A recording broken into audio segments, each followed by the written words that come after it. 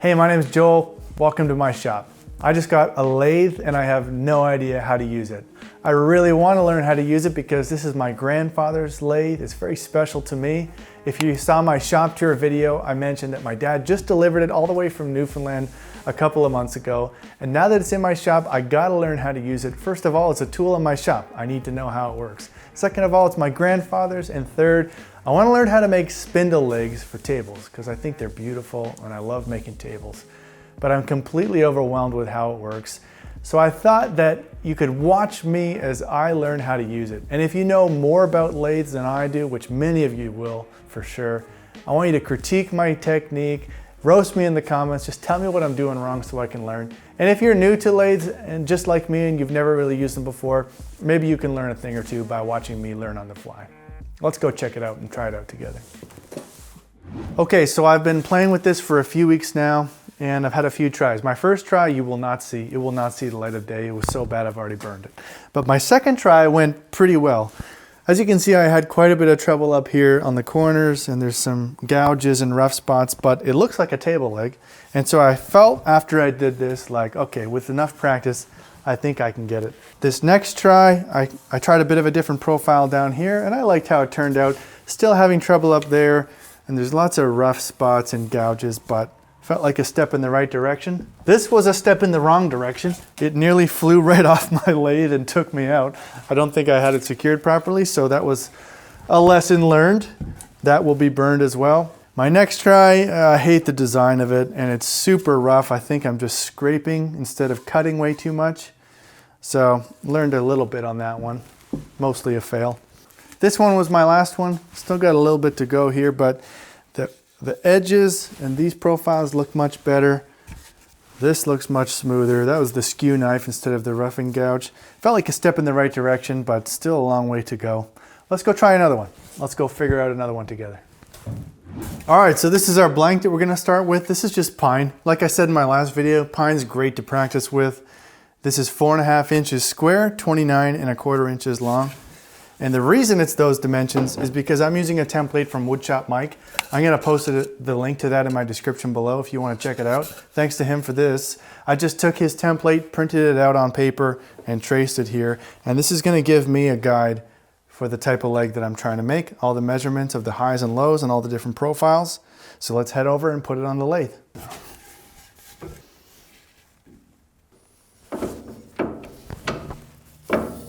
So first thing I'm going to do is just mark where the top and bottom is so that I make sure we don't go too far when we're roughing it out.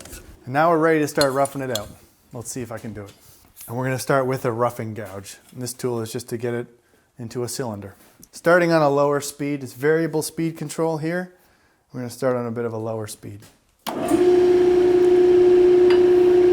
going to find the bevel first. I'm still getting my muscle memory. Trying to follow the tips. You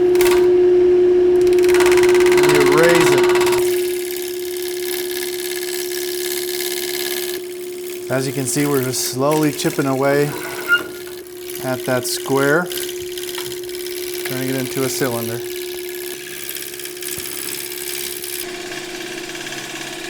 So what I'm trying to do is find the bevel and lift up into the bevel, holding it tight to my hip, trying to sway my body instead of moving my wrist. These are all things that I know I'm supposed to be doing, but I'm still finding the muscle memory. Oh, wood chips all down my shirt. How do you prevent that? Okay, so we've roughed out most of the middle now. Next thing I'm going to do is take my template back and just start marking some of the major profile lines. One in particular, I want to mark the highest, thickest point and the lowest, thinnest point. And what I'll do is start with this one and start shaping it, and then we'll come in here a little bit more. These chisels were just sharpened at my friend Brian's house. I've got a sharpener on the way. They're nice and sharp. The next thing I'm going to do is try to find the depth of the thinnest part so that I know where I'm going and how small it needs to be.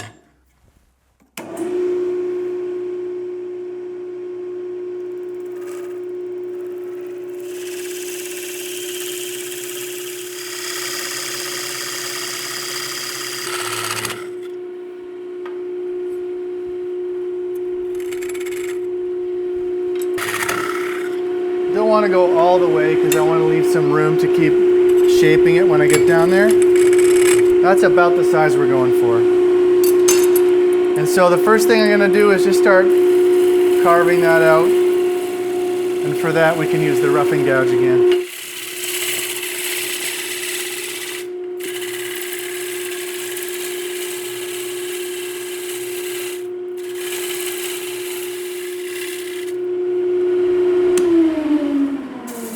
Okay, so it's beginning to take shape a little bit, just roughing it out. I think I should be using a skew knife, but I found this to be the most difficult one to figure out. Let's give it a try, see how it goes.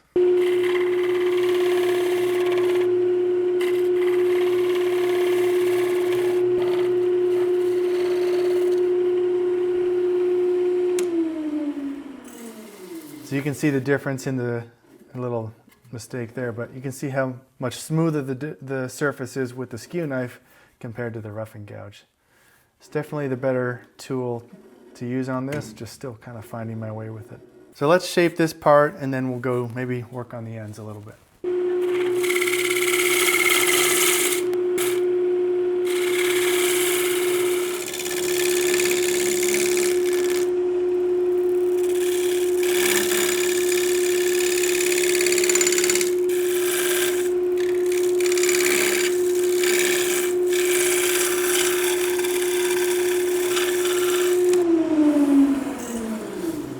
Okay, so I've done this corner and some of them resemble the template pretty well.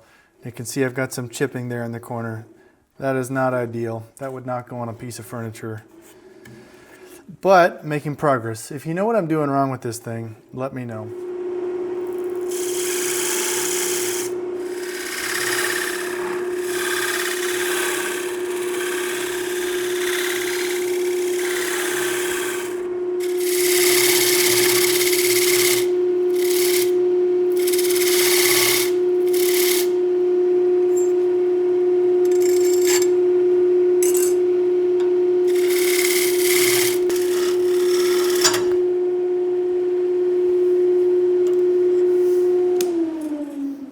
Okay, so here's reason number 2 why I'm still learning and this thing is not going to find its way to a piece of furniture.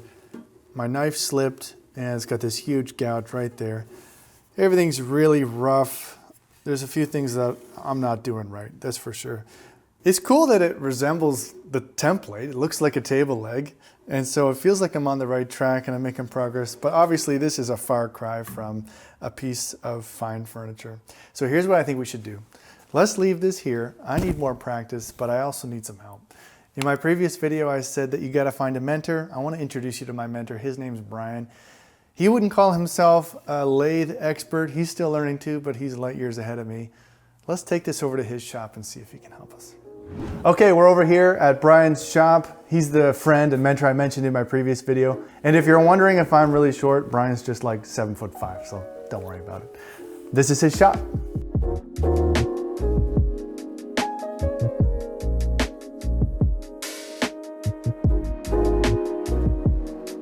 Okay, Brian, I gave it my best shot. This is like my 6th try. What do you think? How'd I do? Well, you got some good shape. Looks like you got a good catch right there. Yeah, that was a little scary. Yeah. A lot of scraping going on rather than cutting. So scraping is going to end up with lots of sanding in the end. Now, what do you mean? What's the difference between scraping and cutting? Just the angle of the blade coming across the wood. So scraping is you're going to be coming straight into the wood and just peeling away. And if you're shearing the wood off, cutting the wood off, then it's coming on an angle and slicing off rather than peeling off. Okay. But overall, looks like a nice spindle. As long as you squint your eyes and move back, I think it looks great. I'll put my glasses on. All right, well, let's throw it on the lathe and see what we can do. Here's Brian's lathe. It's a beautiful machine. Mine's General International. This is a true General, Canadian-made General 260. It's got the extension bed. Probably made in the 1960s. This thing is pure cast iron. It's got a 2 horsepower 3-phase motor, and it's 3-phase so that he can have a VFD speed control. So right over here, it's magnetic block. Turn it on. Just adjust the speed manually.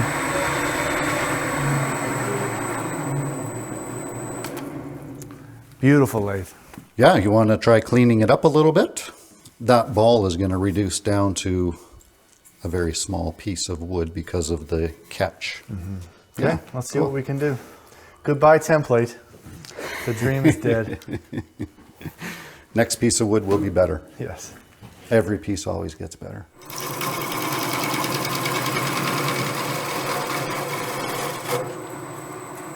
We'll see if there was any improvement. Yeah, it's smoother. A little bit smoother. I'm going to start on the edge, not flat. So if you're coming in flat like this, then you're scraping. If I come in on the edge and I'm riding the bevel on the wood so it has support, now you're cutting, not scraping. Okay. And so coming off the square, just to kind of scoop that out a bit, starting on edge. If I come in like that, it will catch and I might have chiclets spitting teeth out.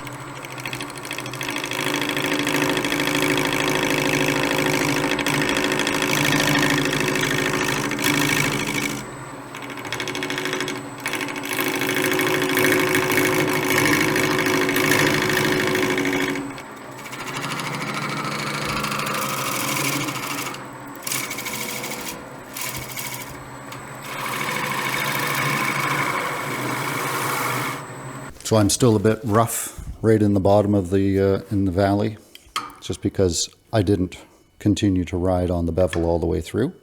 So then it's just the nose of the chisel cutting. So then you get some squiggly lines coming through it. So again, I'm not a professional. A skew chisel can be a little bit scary, but if you get good on it, you can do most of your shaping with a skew chisel. But to me, it takes a lot of practice. So you're going to ride on the bevel above your cut and slowly come into it.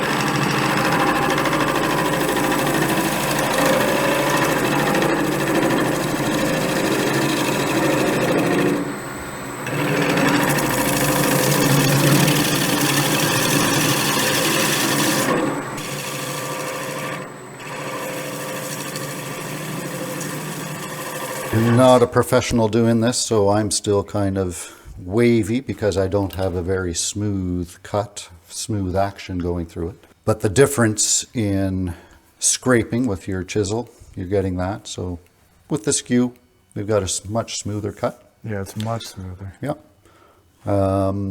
Still a bunch of tear out here left over from your previous attempts. I don't know how that happened. See what we can do here. We're not going to be able to have a ball like your template or what you're desiring to do because that's a little too deep. So we might just have fun with it, see what we can do with playing around with it. Maybe take some of these steps out to make a smooth cut through and just play around with the chisels.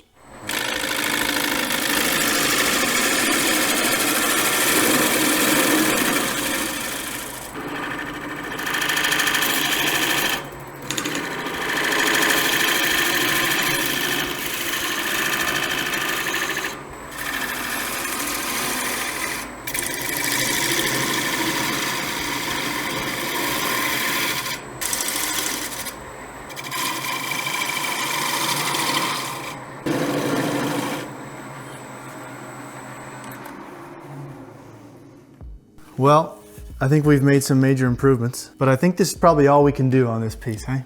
It's firewood. This is, I was gonna say a practice piece. It's worse than that. This is firewood. I get lots of firewood out of this shop. So I'm gonna take what I learned. I'm gonna start from scratch, mill a new piece, go back to my shop and try to implement what I've learned. Yeah. Thanks for the lessons. Thanks for your time. It's a lot of over and over practice, getting comfortable, movements and stuff like that. All things I still need to learn. And maybe when I'm as old as you, I'll be able to turn a few good legs. Better than this one. Yes. Well, thanks, Brian, for all your help and use of your shop. And thank you for watching the video. I hope that you've been able to learn a few things. If you know more about turning than me or even Brian, leave us a note in the comments. He'd be the first to admit that he's still learning. I'm definitely still learning. So if you noticed anything that we could improve upon, leave a comment and let us know. And if you're a beginner wood turner like me, I hope you've been able to learn a few things. Thanks for watching the video. Please like and subscribe and follow me on Instagram at Williams Wooden Tools. We'll see you next time.